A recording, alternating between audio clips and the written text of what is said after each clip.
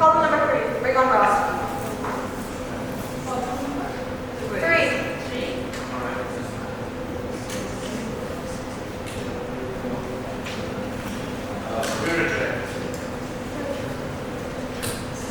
We challenge tennis ball power. Number 6.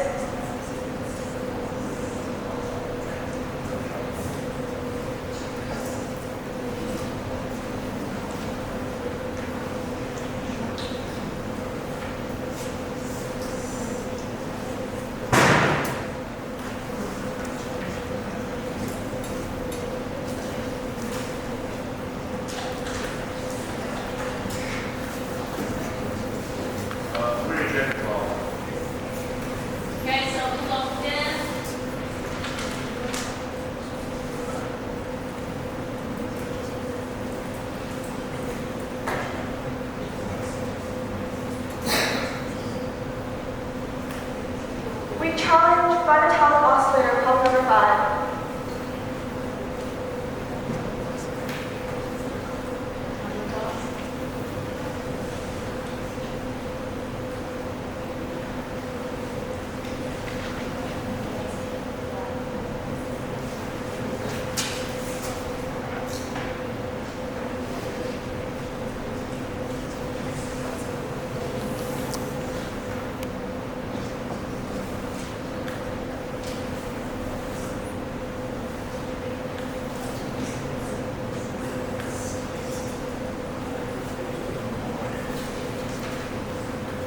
We accept the problem. Okay, so that's problem number 5. Your preparation starts now.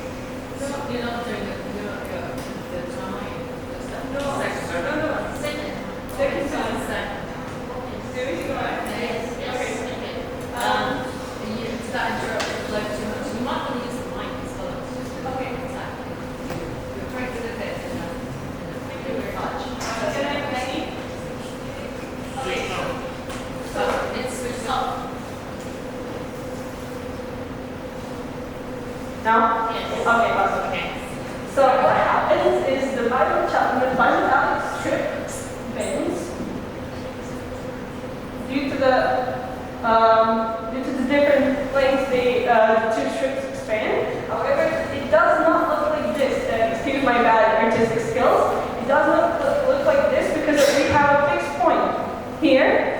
So the forces acting upon inside and upon the bimetallic strip are a little bit different. So first off, the first phase of the whole bimetallic oscillator is heating up the bimetallic strip because heating causes thermal expansion, and heating occurs because current passage through the bimetallic strip, and it's called Joule heating. And as you can see on this graph and on the left side of the slide, here's the equation of Joule heating, and here's the graph of how temperature changes in one period during time. And the same heating induces thermal expansion, and what happens is the mismatch of thermal expansion coefficients that causes the thermal strain. Stresses arise in the bimetallic strip both during thermal expansion and during the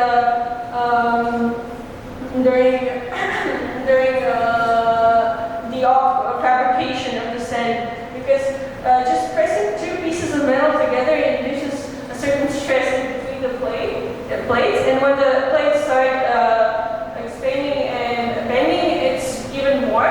So the stress here follows the equation shown on the slide. It depends on the Young moduli of the two different materials that create the bimetallic strip.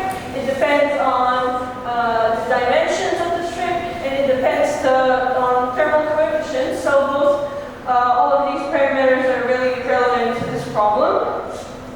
The next thing we have is the whole problem is based on the forces and the stresses that are being applied and being executed on the bimetallic strip.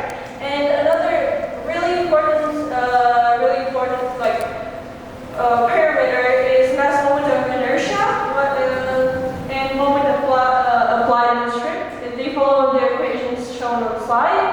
And if we can derive the elastic curve of beam differential equation that is shown on the slide here, and it's shown also on the picture.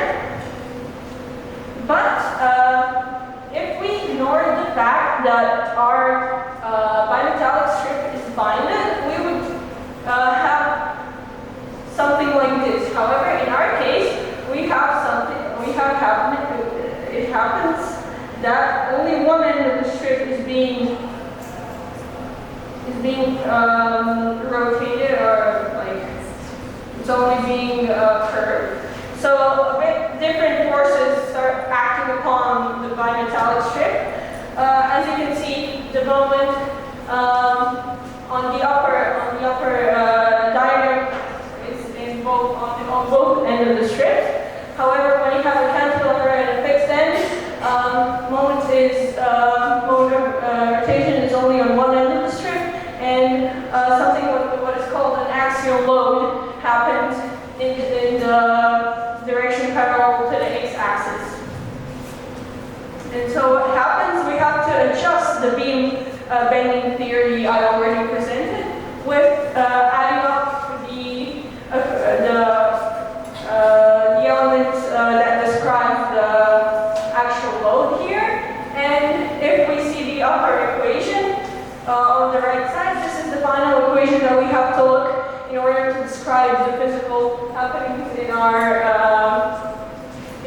experimental setup and in our problem. And because this is a differential equation, I found in literature what is the analytical solution to it, and it is shown here on the lower side of the slide. And as you can see, it depends on the length of the strip, the width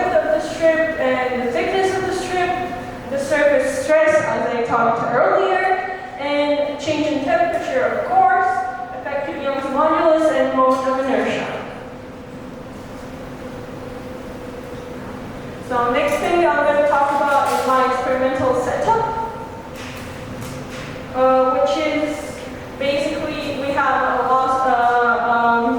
lab supply connected to one resistor and a bimetallic strip.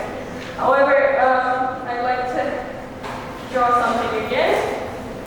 When we have the bimetallic strip bounded into with a nail, and again it has to create contact here with another. And what is wrong in this sketch is that we have spherical contact because it reduces arcing, which turned out to be a big problem during our experiment. So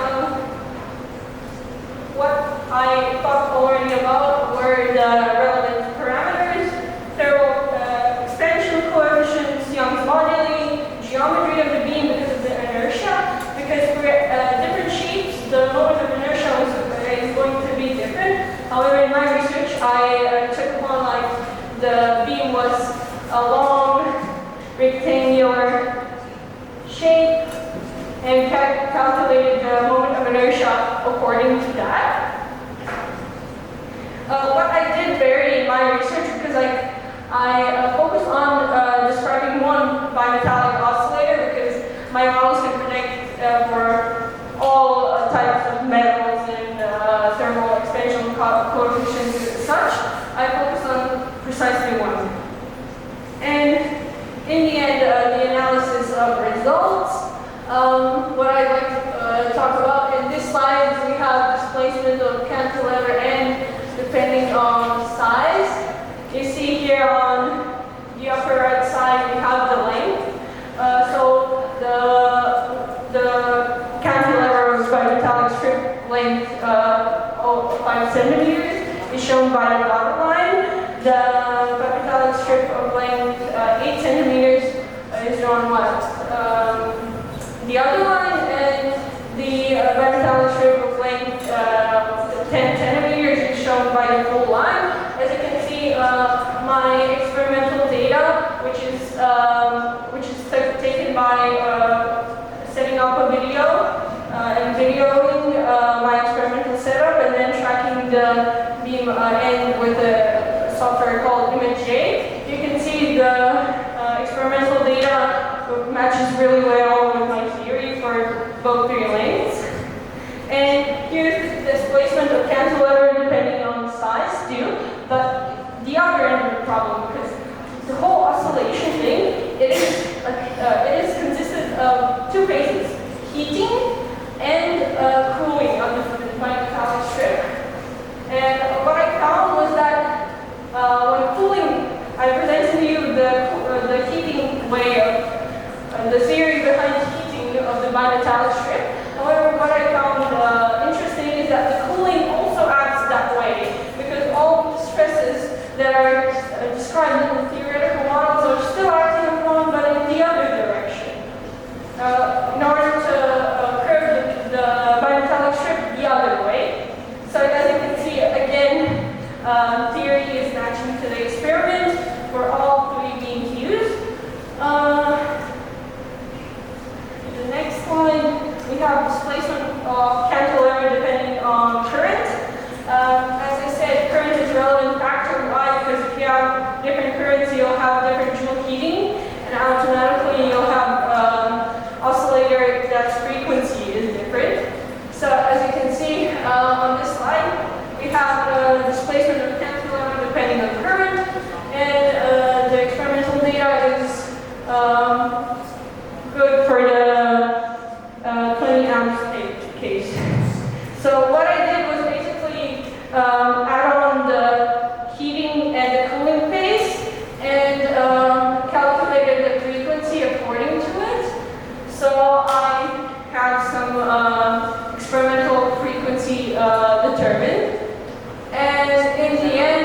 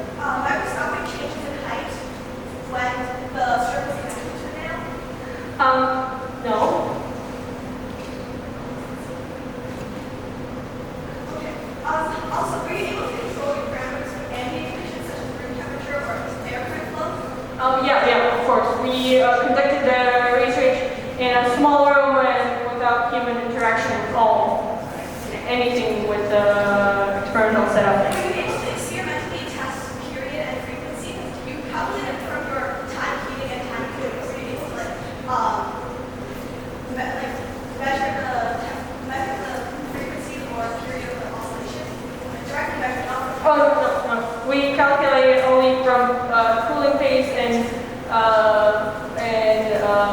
venting phase. Were you able to change the vertical height of the strip? Like, for some experiments do like this, or were you able to vary the height of the strip with the strip? I don't understand really the question you're Are asking. you able to vary how much the strip will contact with the nail? Versus out of time. Okay, come back to this in discussion, for which you have 3 minutes to prepare.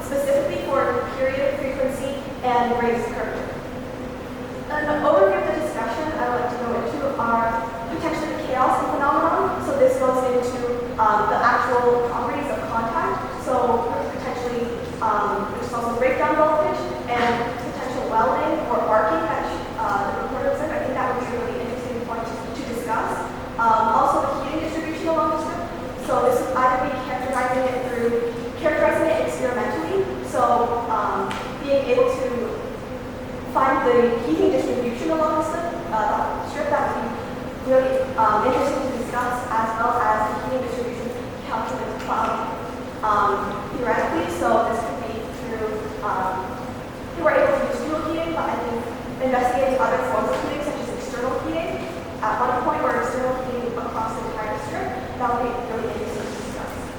And I think that the reporter did a really good job in characterizing the strip because although they were able to use tracker to find the curvature and height, I think that another point that would be interesting to discuss would be the radius of curvature. So this is when the strip isn't connected at one point, but it's potentially connected at other points, and how that would impact the heating time, cooling time, and heating distribution along the strip. And now I would like to invite the reporter for discussion.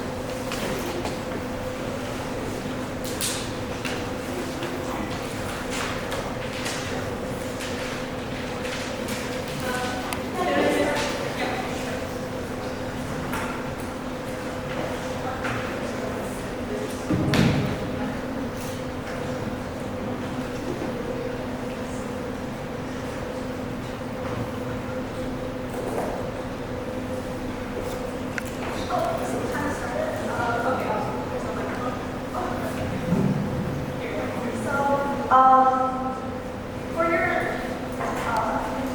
Euler removing beam theory, since it's for your Euler removing beam theory, and your two setup, what is the beam variable? So this is kind of the, I don't know how to explain this, but your Euler removing beam. Okay.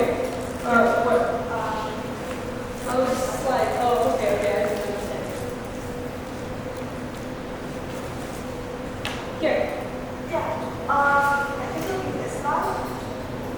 Yeah. What is No, this is because what is this is the upper slide is the right side is not Euler review. So the left side is what you see in Euler-Bernoulli theory, and so what is the the vertical displacement. Oh, okay. For fourth order differential equations, what were your four boundary conditions? Oh, so boundary conditions were that displacement at P. Can I get that? Sorry. That's that the displacement, or that the B here along this axis wouldn't be present. So displacement. No, the analytic equation was taken from literature. The study of the origin of bending induced by Bimetallic effect. No, but I said the boundary conditions, like this whole program. Yeah. Okay. Sorry. For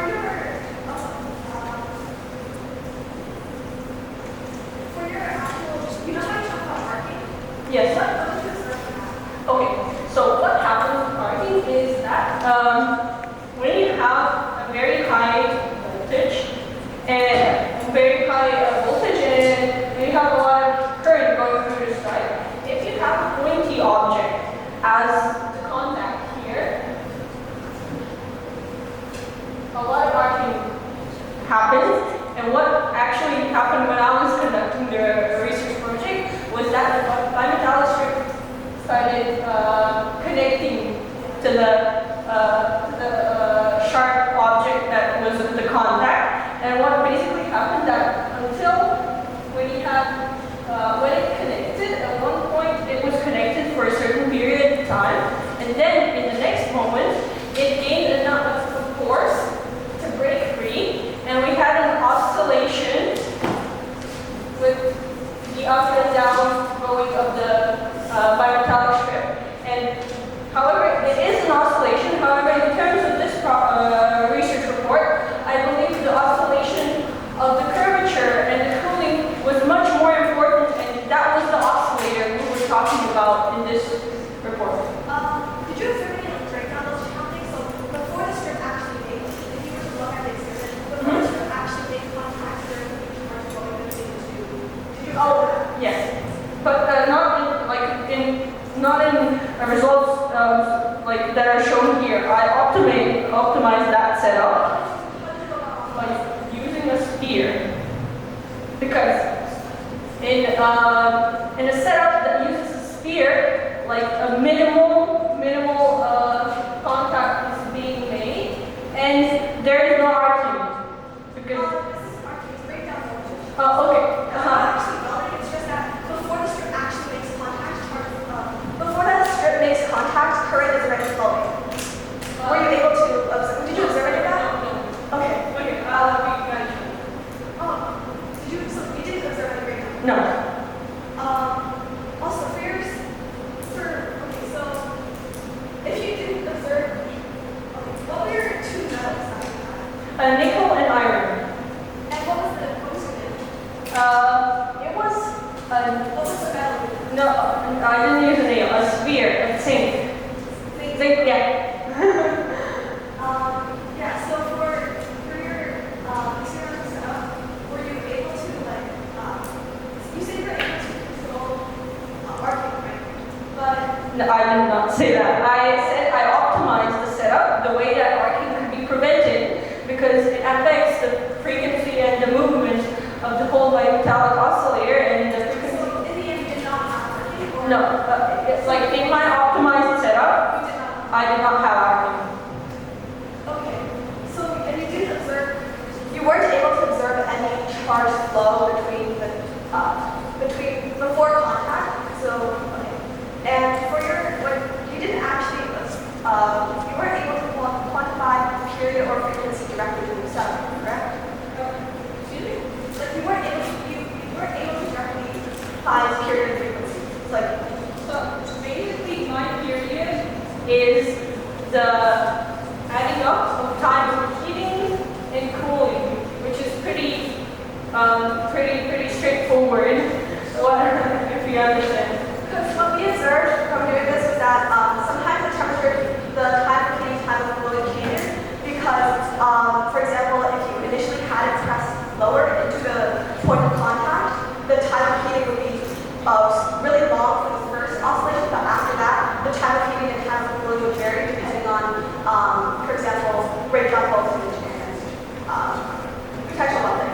Okay, I understand what you're saying, and that's what I said earlier in the discussion, because if you press it lower, I don't know how it was in your case, but I'm speaking of my report in my case. If you press the beam lower and onto the contact, welding occurs.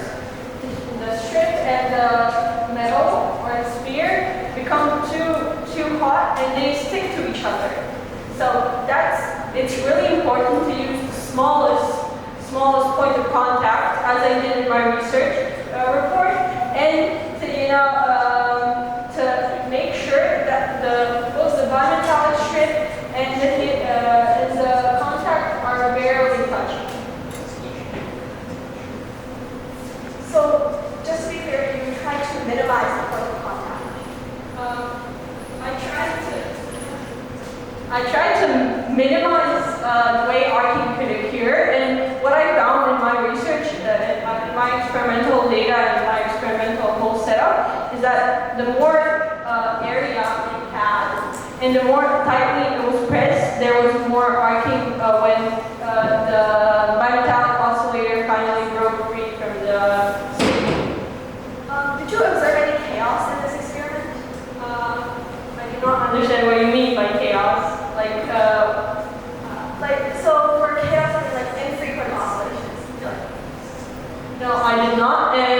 Well, I did not in my optimized setup, but in my first setup, it was pretty chaotic because arching and welding was happening.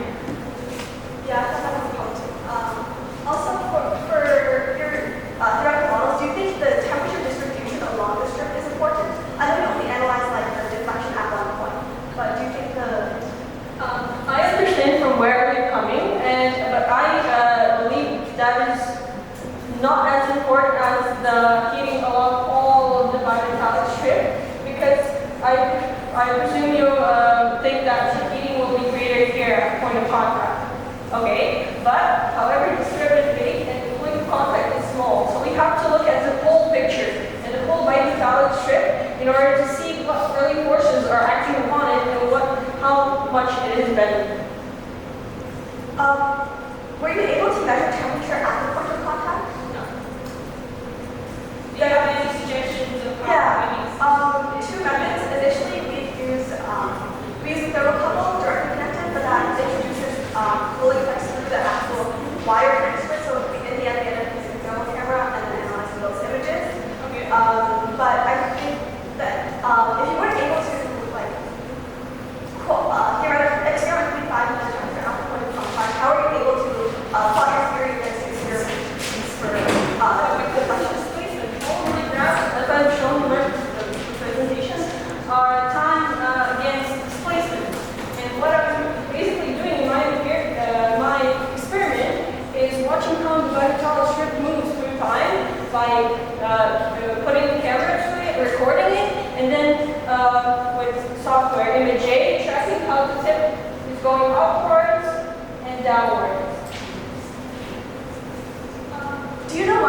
your theory versus experimental graphs, there is some deviation.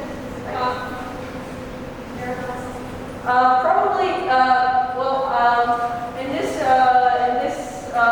I believe my theory and experiment are really like good fit to each other. However, there are always errors, and as it is, probably the biggest size of error was really the surrounding and the arching, because maybe if it did happen, maybe I did not recognize. Also, is this fit to theory or just like are the solid lines theory or is it your experimental fit? No, it's theory according to this equation shown. Here. Yeah. And in this equation, I placed into the parameters the thermal coefficients and the Young quantity of my strip. All right, we're out of time. Thank you very much. So we will now move to the opposition to summarize that. I think that was a really interesting discussion. I really liked how the reporter was able to have such a good fit for experimental theory, because when I did the experiment, there was a lot of chaos, and controlling the ambient conditions was quite difficult. So I do commend the reporter for having experimental setup that was able to fit to theory. And I think that although we weren't able to discuss into further into the equations, since she did use equations from literature, I think that in the future we could potentially, or in the future, I think talking through the actual derivation process for these equations that she got would be interesting. And yeah, I think also investigating the breakdown voltage. I think that it's a really important phenomenon that does occur when the strip is like maybe on the scale of nanometers away from the point of contact, based on the voltage does occur. Maybe we're able to observe that eye, but yeah, I think that's very good. Okay, thank you very much. Now we go on to questions from the panel. We'll go away and talk questions from the reviewer.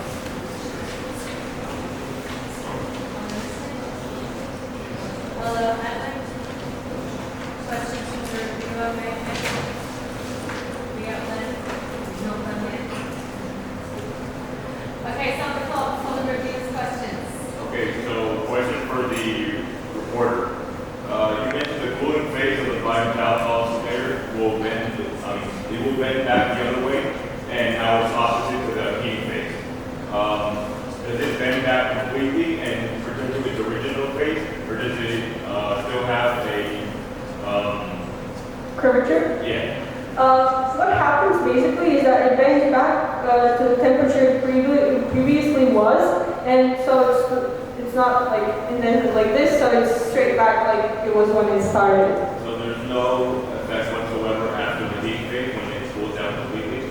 Well, it takes time for it to Yeah, like the put final result, I mean, is it it is straight. that's the initial one? Yeah. Okay.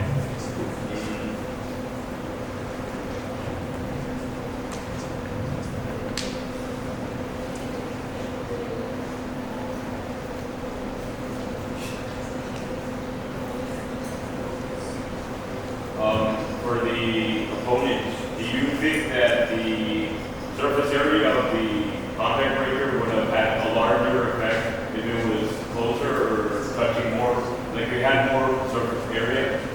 Yeah, I think that would have an impact because then you have a larger area which the temperature is changing. So the larger area we're heating up, so that impacts the temperature distribution along the strip, which impacts the strip curvature. So with a larger area of contact and more of a higher temperature gets transferred to the surface strip. Thanks.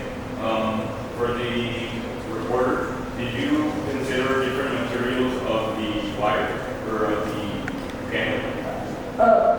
Of the bimetallic strip? Yeah, that's right. No. I only consider different materials of contact, as I said, in different shapes, but I focused on the parameters that affect the frequency of that one bimetallic oscillator that I had. Okay, so do you think if the strip was made out of a different material, it would affect the distribution of the faster or slower, depending on what the material was made of? Yeah, of course, all materials have different thermal expansion coefficients, Young-Marley coefficients. It's a big thing in this problem and my theory predicts it. Okay.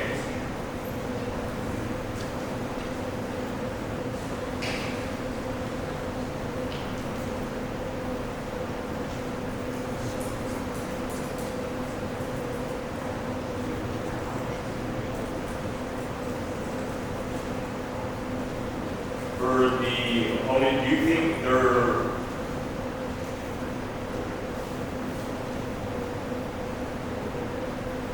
Alright, we'll sort that. Yeah. Thank you very much. And you've got your preparation time of 2 minutes. Remember to put your names up, please. And they can just write your name up so it's up there in the right order. And Mexico, would somebody could write their USA one, please?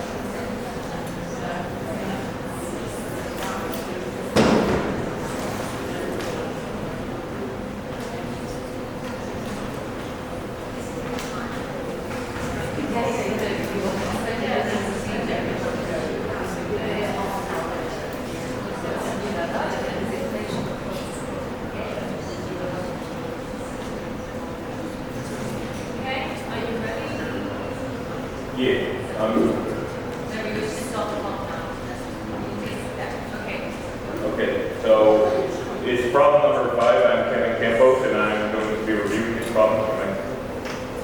Problem statement: simple electric oscillator can be made using Bimetallic conductor breaker investigator relevant parameters that affect the frequency of such an oscillator. I think she showed a good understanding of the problem. She has characterized the problem. She can explain the theory well. She mentioned multiple important parameters such as the temperature, the moment of inertia, the type of the material, but she lacks on the comparison of the theory with her observation of the problem.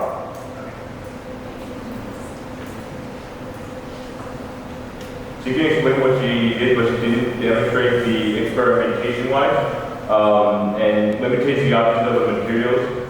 This doesn't give us, I feel like, a complete view of what can be going on under different conditions.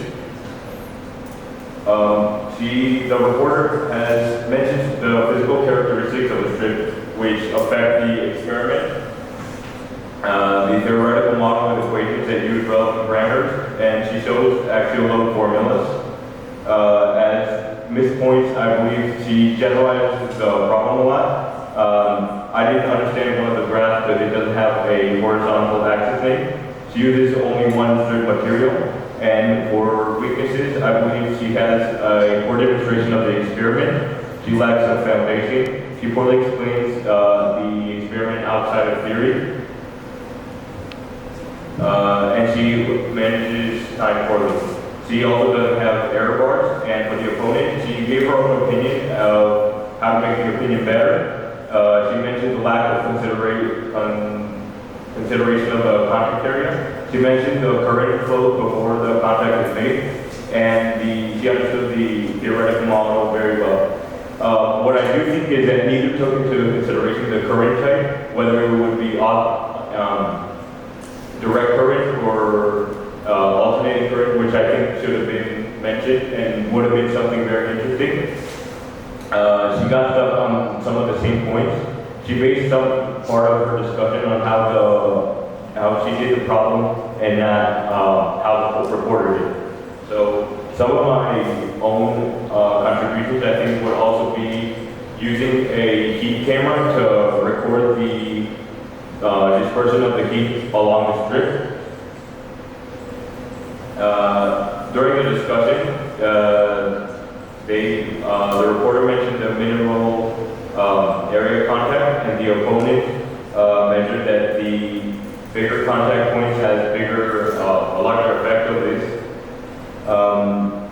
I do believe that a larger area surface of contact is necessary in order to observe a more drastic effect.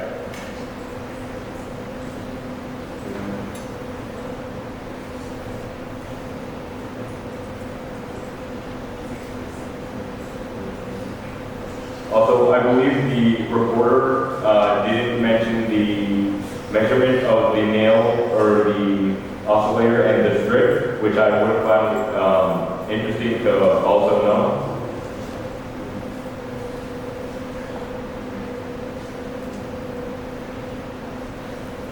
And that concludes my presentation. Thank you very much.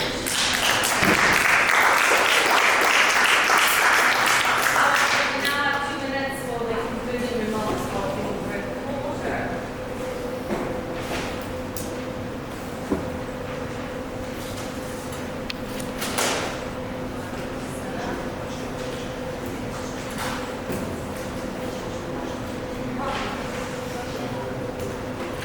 Okay, I'm sorry. I'll give my closing statement right now. So let's summarize what I talked about and what we talked about in discussion about my theory. I had beam theory and adjusting consulting literature. And for relevant parameters, I theoretically described what I observed. I'm really sorry that some things that maybe my opponent did not observe, I did not theoretically describe. However, then again, this is my problem and this is my observation. So I believe in my report, I theoretically described all the effects that I saw. Also, I'd like to touch upon the fact that the reporter said that AC current has an effect on what happens in the strip.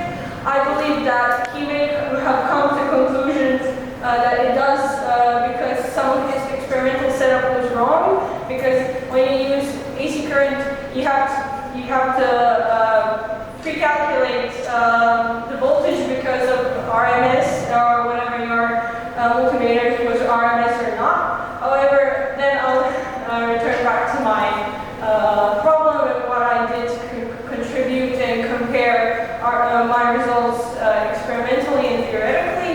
Basically, what I did was use the literature and consulted literature to describe the theoretical and experimental part of my problem, and it aligned. I had my own contribution in the form of a speeder contact, which is not found in literature or any engineering design before. And what I'd like to conclude is that thank you everybody for participating in this physics fact.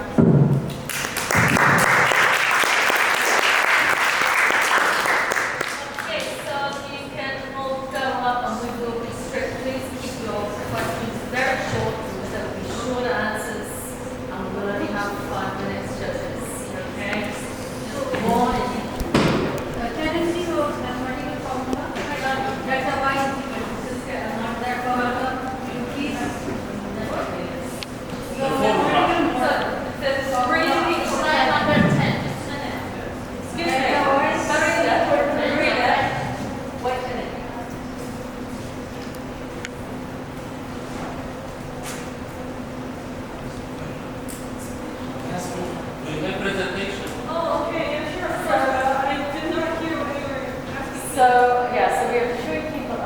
5 minutes starting now, and I suspect all the judges have questions.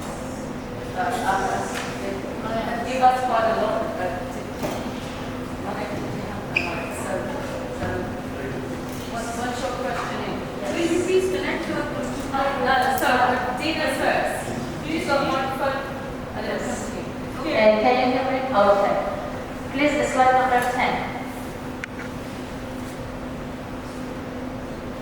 It's as a reference, not your number 10. It's as the reference, yes? Yeah. As I got correctly, you didn't write any theory according to your or based on your experiment. No? No, I tried. And you didn't try to measure, for example, some other parameters extra than these parameters have been written here, for example, heat flux. Okay, what I did is I derived until the point of like after the actual load arrow. And after that, I consulted literature because I found it too hard. Because from literature consultation, I found an analytical solution, so I didn't see a point of creating numerical calculations. Okay, and you use this model to draw the graph? Yes. Okay.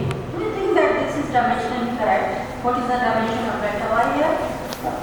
Can you repeat the question, sorry? What is the dimension of delta y here?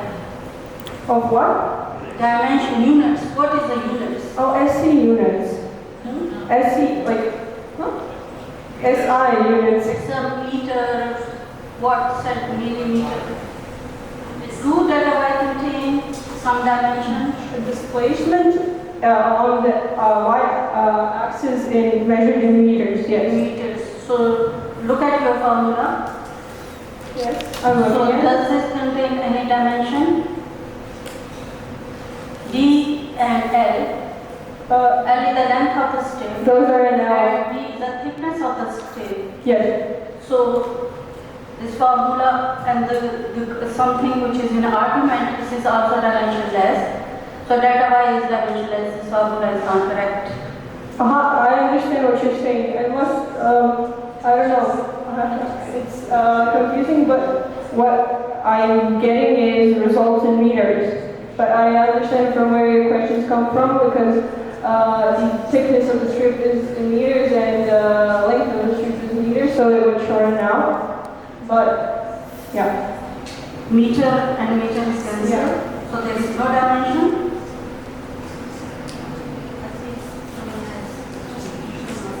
But it cancels out, so it's unitless.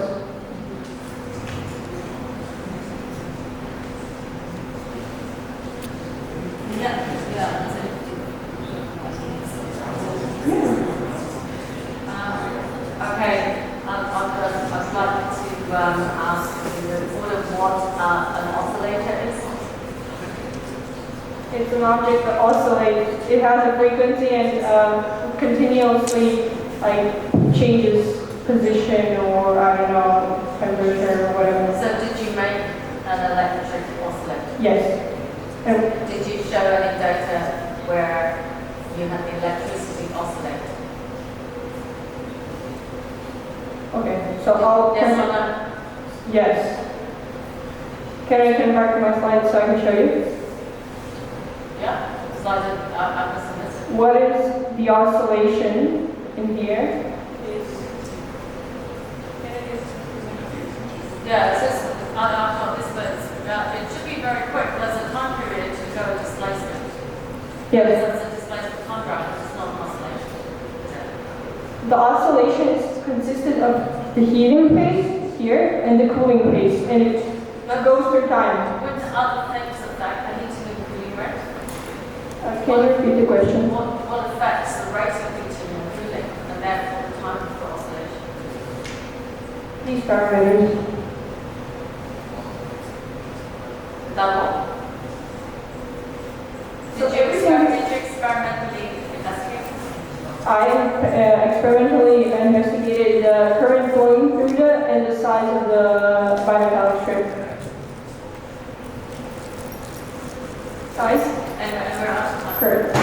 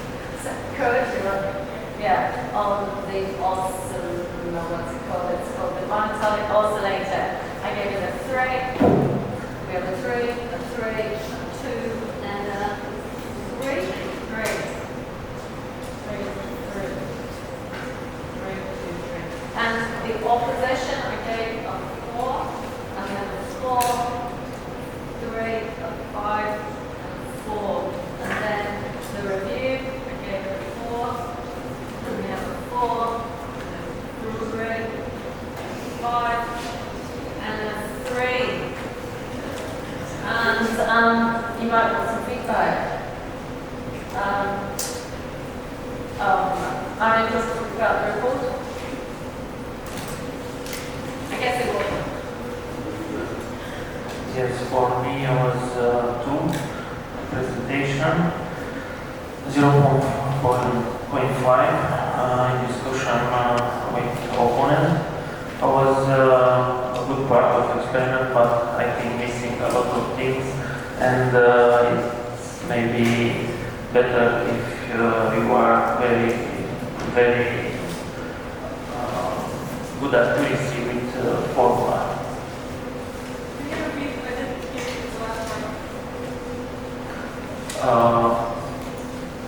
It's better to be with more accuracy with the math formula.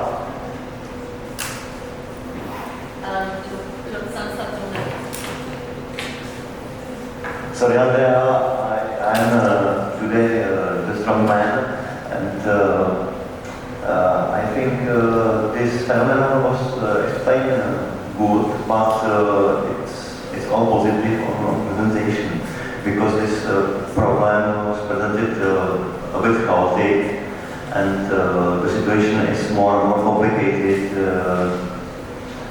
than you presented.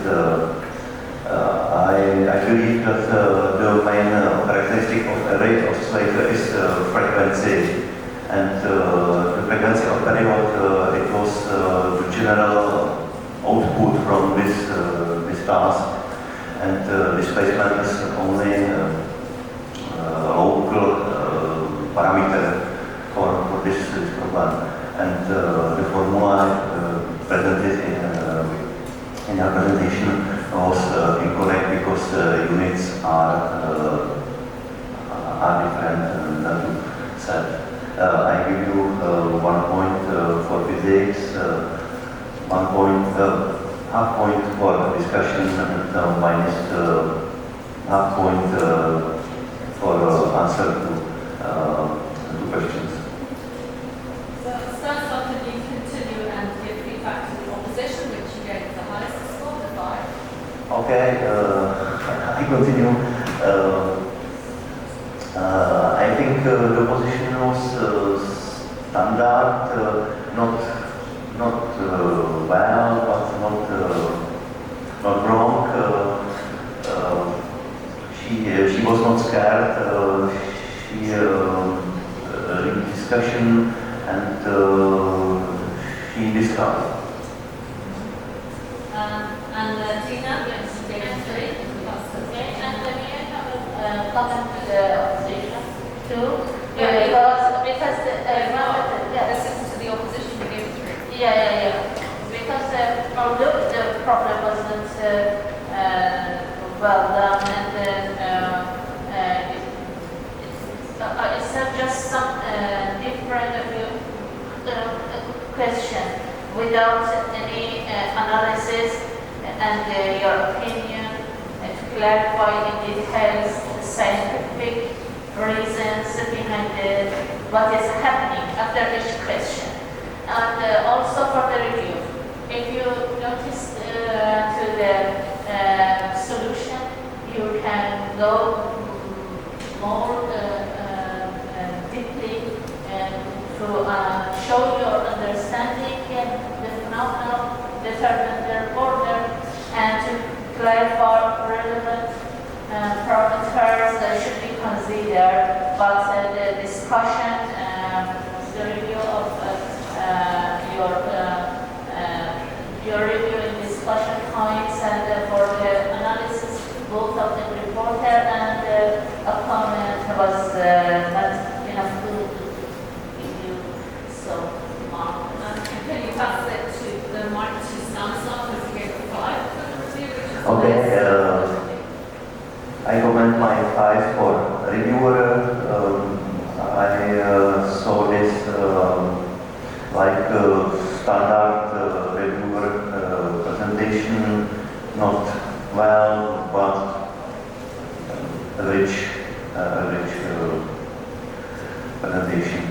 I give 1 point for ask questions, 1 point for review of report, 1 point of review of position, and 1 point of discussion analysis.